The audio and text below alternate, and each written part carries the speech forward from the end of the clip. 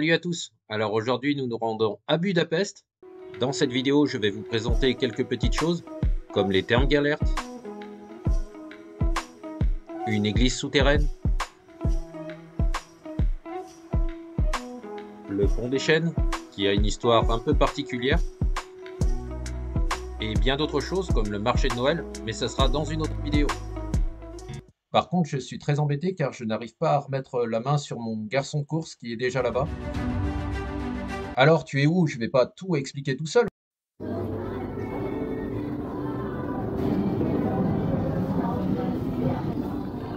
Salut à tous, et désolé, j'ai mis un petit peu de temps à me remettre de mon trajet pour aller jusqu'à là-bas. Ce matin, un petit cappuccino avec un petit gâteau, puis je vais sûrement reprendre autre chose tout à l'heure, donc à l'université de Budapest. Ah d'accord, ouais ben t'y passes pas une éternité non plus car il y a pas mal de choses au programme. Du coup, vu que c'était pas mal et vu que c'est assez joli ici, j'ai préféré, j'ai repris autre chose quoi. Voilà, avec un thé en plus. Cet endroit est vraiment magnifique. Je donnerai peut-être l'adresse. Comme ça, vous pourrez y retourner si vous allez sur Budapest. C'est pas ouvert qu'aux enseignants et aux étudiants, hein. Vous pouvez y aller aussi si vous n'êtes pas étudiant ou enseignant. Niveau rapport qualité-prix, c'est très correct.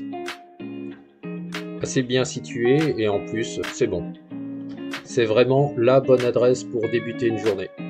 Si je vous donne aussi ce bon premier plan, c'est parce qu'il n'y a pas beaucoup de cafés où les prix sont corrects dans Budapest. Et celui-ci est peut-être imbattable.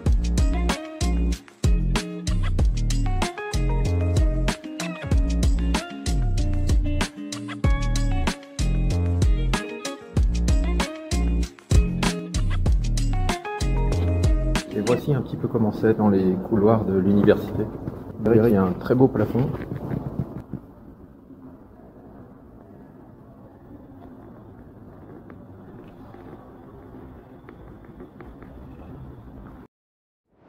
Allez, on y va et on commence donc par les thermes Gellert. Donc je vous montre un premier plan d'ensemble sur le bâtiment. Ces bains ont été construits une première fois en 1918 et ont été agrandis en 1927.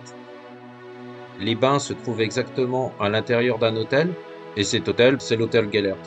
C'est vraiment très grand et donc là, je suis à l'intérieur de l'hôtel. Je peux déjà commencer par vous dire qu'au niveau des tarifs, ici la monnaie est en forain. Donc je vous mets une première conversion en bas à droite et il faut faire attention car ça va très vite. Par exemple, pour 1 euro, on a déjà 395,71 forains. Pour réaliser seulement la visite des bains de Gellert, c'est 2000 forains, donc environ 6 euros. Pour l'accès au bassin et donc profiter du spa, c'est environ 5900 à 6500 forains, soit entre 17 et 19 euros. En fait, les prix dépendent du jour que vous avez choisi et aussi si vous avez pris des options supplémentaires. Grâce à ma caméra embarquée, je vais pouvoir vous faire découvrir les thermes. Vous verrez qu'il y a plusieurs bains à différentes températures. C'est très grand. On a aussi une déco avec des formes de mosaïque qui donnent un ensemble richement décoré. Comme je vous le disais, il y a plusieurs bassins à températures différentes, dont des bassins d'eau froide. Ces bains datent exactement du XIIIe siècle et ce sont les plus grands et les plus luxueux de Budapest. Les bains Gellert sont aussi connus sous le nom de Gellert Fürdő. L'hôtel se situe exactement dans le quartier de Taban, dans le premier arrondissement de Budapest, en contrebas de la citadelle et de la Statue de la Liberté de Budapest. Les bains Gellert se trouvent aussi à proximité d'autres bains thermaux, qui sont ceux de Ruda, que j'ai aussi fortement apprécié pour d'autres raisons, et qui se trouvent également dans une autre vidéo, où je vous fais découvrir d'ailleurs la superbe voix d'un de mes amis, Max Mays.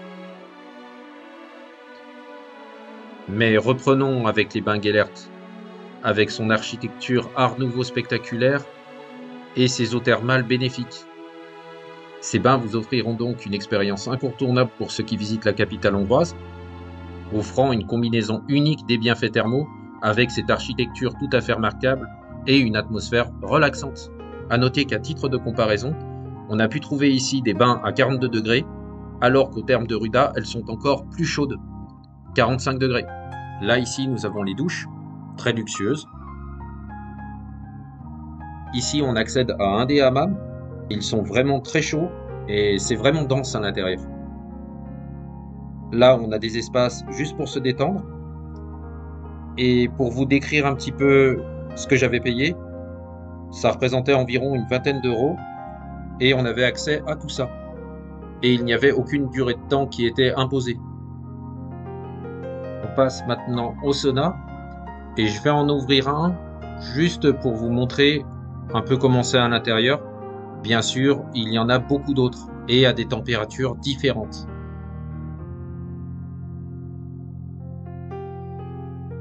Toujours aussi magnifique avec toutes ces mosaïques.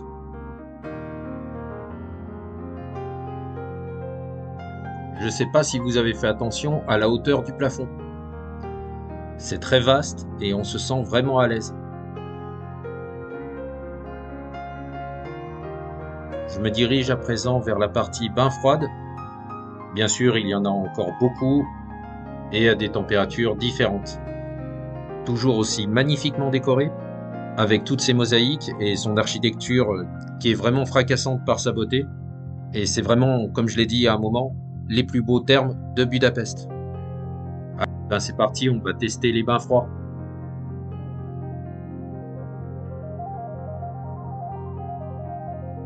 Allez, un peu de courage. Et 1, et 2, et 1, 2, 12. Allez, on y va. Voilà, nickel.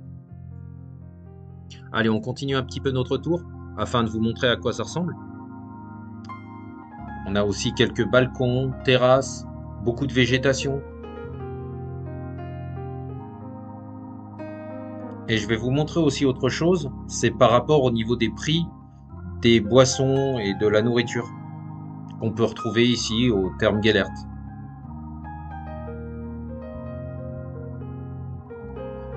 Donc là, je vous montre une carte et on passe à la prochaine étape.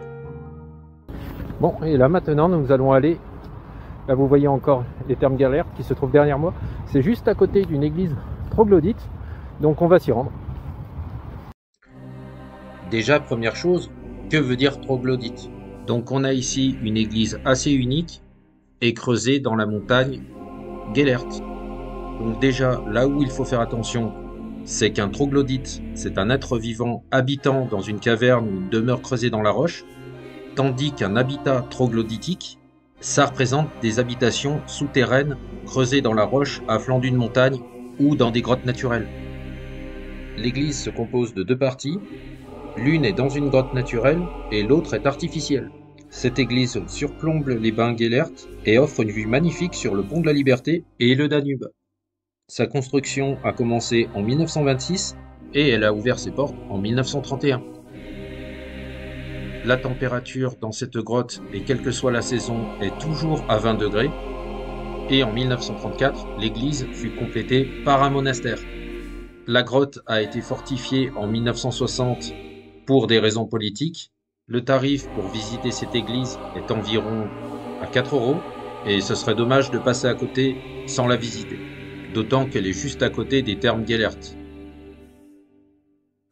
Là, je me trouve en ce moment dans l'église et je vous conseille une chose, c'est de vous installer par exemple sur un banc et écouter l'audio guide avant de faire votre visite. C'est vraiment un lieu très particulier.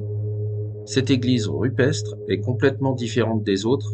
Elle est loin d'abriter des ornements ostentoires dorés, comme dans beaucoup d'autres églises. L'église est en quelque sorte une grotte, un lieu pleinement consacré au culte et doté d'un charme spécial. Mis à part la beauté de la construction en elle-même, vous découvrirez à l'intérieur une copie de la Vierge Noire de Świętochowa et une peinture de Saint Kolbe, un moine polonais qui a donné sa vie pour protéger les autres prisonniers du camp de concentration d'Auschwitz. Quant à l'histoire de l'église, à ses débuts, l'église était destinée à l'ordre des Pères Paulins. 150 ans après que Joseph II ait forcé la disparition de cet ordre en Hongrie. À ce moment-là, 15 moines s'étaient exilés en Pologne, puis sont retournés par la suite à leur église de Budapest, jusqu'à ce que le gouvernement communiste interdise le culte dans l'église et bloque son entrée. L'église et son monastère sont restés fermés entre les années 50 et 1989. Dès lors, l'église n'a jamais été fermée à nouveau. Je sais aussi que dans cette église, les moines chauffaient l'argent à haute température pour le purifier. Et si des fois vous en savez un petit peu plus, bien sûr, vous pouvez nous l'indiquer dans les commentaires. Je vous fais part d'ailleurs d'un petit extrait pour vous montrer comment il procédait.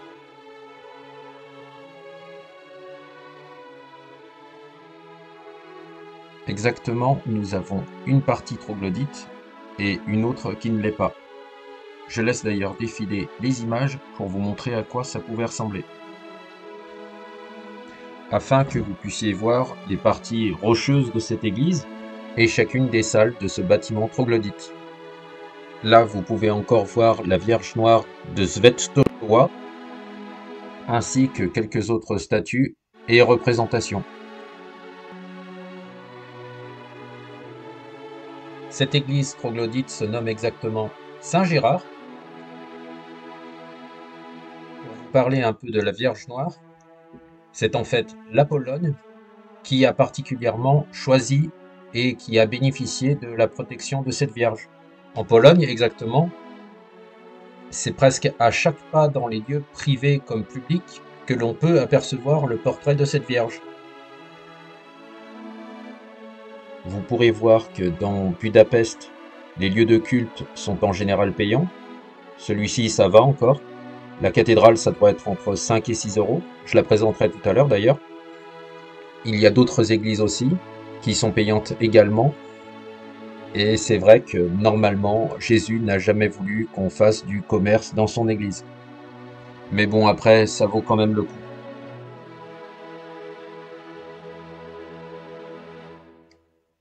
Et aussi, vous verrez la cathédrale qui est vraiment très très belle. Mais j'en dis pas plus pour le moment. Pour en revenir à cette Vierge Noire, en Pologne, on peut même la remarquer dans la rue, au-dessus du volant d'un chauffeur de bus, et même dans les cafés ou les boucheries. C'est pour vous dire l'importance de ce personnage. On la retrouve aussi dans les maisons, à la campagne et dans les appartements à la ville. Bref, de partout. Cette Vierge Noire est aussi appelée la Vierge de Jasna Góra. Elle serait l'œuvre de Saint Luc qui l'aurait réalisée. Et une fête est d'ailleurs célébrée en son honneur le 26 août. Et voilà, j'espère vous avoir donné quelques infos intéressantes. Et juste après quelques images de mes vidéos, pour toujours vous montrer cette église, on va passer à autre chose.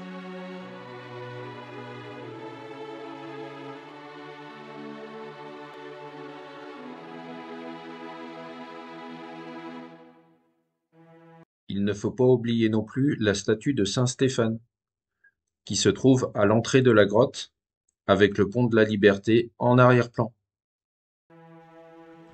Me voici donc à nouveau à l'extérieur.